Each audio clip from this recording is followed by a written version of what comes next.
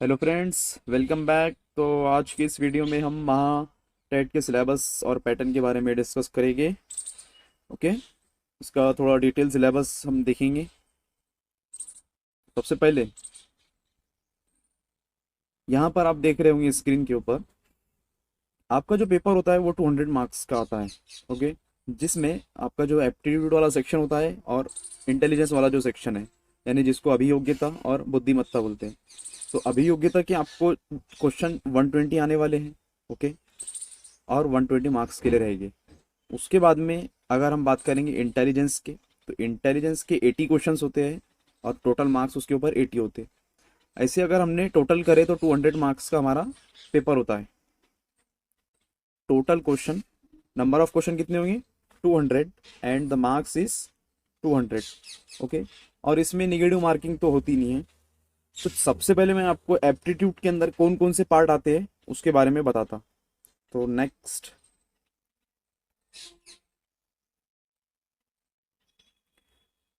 अभी यहाँ आप देख रहे होंगे एप्टीट्यूड। एप्टीट्यूड 120 मार्क्स का रहता है। तो एप्टीट्यूड में क्या क्या कौन कौन से टॉपिक है, तो उसके बारे में यहाँ पे आपको बताता। यहाँ आप स्क्रीन पे देख रहे होंगे, जो सबसे पहला जो टॉपिक है वो है मैथमेटिकल एबिलिटी, जिसको हम मराठी में कहेंगे गणितीय क्षमता। The second topic is reasoning ability. Third is speed and accuracy.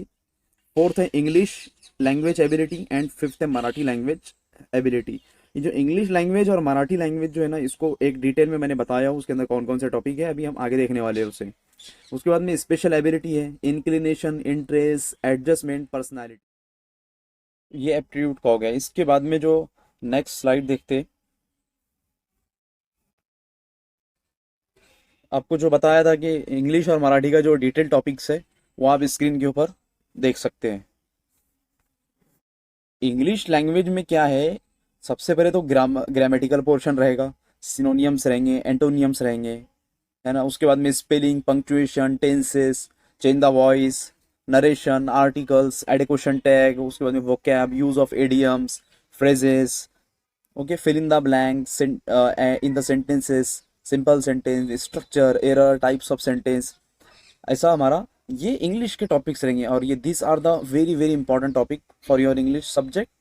And the next is Marathi. तो मराठी के अंदर क्या आता? मराठी में वाक्य रचना, शब्दार्थ, प्रयोग, समानार्थी शब्द, विरुद्धार्थी शब्द। ओके, तो ये इंपॉर्टेंट टॉपिक है मराठी के। प्रसिद्ध पुस्तकें आणि लेखक, यानी बुक्स है और उनके राइटर्स के नेम वगैरह, ये तो बोलना जनरल अवेयरनेस का पार्ट हो गया। तो ये इंग्लिश और मराठी के आपको कुछ इंपॉर्टेंट टॉपिक्स मैंने यहाँ पे मेंशन किया, बताया आपको। अभी हम नेक्स्ट देखते। अभी एक बात है इसमें कि जनरल अवेयरनेस, जो एप्टीट्यूड का आपका जो सेक्शन है उसी में जनरल अवेयरनेस, या हम उसको कहेंगे जनरल साइंस, तो ये पोर्शन आता है जनरल साइंस, या हम उसको बोलेंगे जनरल अवेयरनेस। ठीक है, तो इसमें जो इम्पोर्टेंट टॉपिक्स है, ये वेरी इंपॉर्टेंट टॉपिक्स है। इसमें मैं आपको बताता हूँ। सबसे पहले क्या, हिस्ट्री आएगा, ज्योग्राफी आएगा, भारताची राज्यघटना, ओके, इतिहास, भूगोल, भारताची राज्यघटना, सामान्य विज्ञान, जनरल साइंस। उसके बाद में करंट अफेयर आएगा, चालू घडामोडी, ओके। उसके बाद में माहितीचे अधिकार नियम 2005, ओके। उसके बाद में इंफॉर्मेशन एंड टेक्नोलॉजी के बारे में आएगा, कंप्यूटर के बारे में थोड़ा सा नॉलेज आएगा। तो ये एक जनरल अवेयरनेस के बारे में आपको थोड़ा सा एक डिटेल में बता दिया। और ये जो पार्ट है पूरा का पूरा एप्टीट्यूड का पार्ट है, ओके। और इसके लिए हमारे को एक डीप स्टडी करना होगा, डिटेल में स्टडी करना होगा। मोस्ट इंपॉर्टेंट क्या है कि हमारे को 6 to 10 तक के जितने भी बुक्स है, हिस्ट्री के, ज्योग्राफी के, उसके बाद में जनरल साइंस के, ये सब हमारे को रीड करना होगा। तो वहाँ से हमारा ये पार्ट कवर हो जाएगा जनरल अवेयरनेस का, ओके। तो अभी हम नेक्स्ट देखेंगे। उससे पहले आप लाइक, शेयर और सब्सक्राइब कीजिए हमारे चैनल को, ओके। अभी हमारा जो पार्ट है वो है रीजनिंग का, ठीक है। रीजनिंग जो है which is very important part, आपके इसके ऊपर 80 मार्क्स है, 80 मार्क आपके लिए पेपर में आएगी ये। तो हम इसको देखते हैं। सबसे पहले है एनालॉजी आएगा, उसके बाद में क्लासिफिकेशन आ जाएगा, देन मिसिंग नंबर्स आ जाएगी। आपको सीरीज वगैरह दी रहेंगी, उसमें से मिसिंग नंबर ऐसे बताना होगा। उसके बाद में then matrix, then word formation, coding, decoding. उसके बाद में arrangement of word, simplification, blood relation, direction and sense, number series, word series, ऐसे ये वेरी इंपॉर्टेंट टॉपिक्स है रीजनिंग के। ठीक है, इस पर एटलीस्ट दो दो तीन तीन क्वेश्चन तो आएगी ही आएगी। उसके बाद में फिर स्टेटमेंट कंक्लूजन भी है, बहुत सारी चीज़ें हैं। यहाँ आप देख सकते हैं ये मराठी में लिखे हुए ये सारे टॉपिक, वर्गीकरण, ये क्या है, क्रमांक, मैट्रिक्स, शब्द रचना, उसके बाद में कोडिंग, डिकोडिंग, शब्दांची मांडणी, सरलीकरण, रक्ताचे नाते, ओके, दिशा एंड अंतर। तो ये रीजनिंग के वेरी वेरी इंपॉर्टेंट टॉपिक है। इसके बाद में अब हम नेक्स्ट देखने वाले हैं जो हमारे रीजनिंग के अंदर के ये टॉपिक है। एक है नॉन वर्बल रीजनिंग आता है, कि नॉन वर्बल रीजनिंग आता है। यहाँ पर आप देख रहे हैं इसके अंदर क्या रहता है नॉन वर्बल रीजनिंग के अंदर, cutting and folding of the papers, okay, mirror image, water image and embedded figure, जिसको एम्बेडेड मतलब हाइट जो छुपी हुई फिगर होती है, ओके। उसके बाद में काउंटिंग, ठीक है, figure completion, counting of the figures. तो ये सारा का सारा पार्ट वर्बल रीजनिंग का है। उसके बाद में वर्बल स्टेटमेंट देखो, यहाँ पे क्या आएगा, statement, conclusion, assertion and reason. तो ये तो सबसे मतलब टफ पार्ट है रीजनिंग के अंदर, ये असर्शन एंड रीजन। उसके बाद में statement, inference, arguments, statement, conclusion. तो इस पर कम से कम अगर क्वेश्चन आया है ना, तो स्टेटमेंट कंक्लूजन पे एटलीस्ट 5 मार्क का या 3 मार्क का क्वेश्चन डायरेक्टली सीधे सीधा 5 या 3 मार्क्स आपको इससे मिलते हैं। तो ये कुछ इंपॉर्टेंट टॉपिक्स थे इसके रीजनिंग के। तो ये रीजनिंग 80 मार्क के लिए आपको पेपर में आएगा, ओके। एप्टीट्यूड आएगा 120 मार्क्स, अभियोग्यता 120 मार्क के लिए, और जो रीजनिंग है बुद्धिमत्ता जिसको बोलेंगे हम 80 मार्क्स के लिए पेपर में आएगा। अभी हम नेक्स्ट देखते, ओके। ये कुछ इंपॉर्टेंट आपके लिए बातें हैं, ये तो पहले स्टार्टिंग में बता दिया आपको कि यहाँ पर आप देख सकते हैं the exam will have a total 200 question for 200 marks. ये पहला पॉइंट से मैंने स्टार्टिंग में बता दिया था, 200 क्वेश्चन रहेंगे, 200 मार्क का पेपर रहेगा।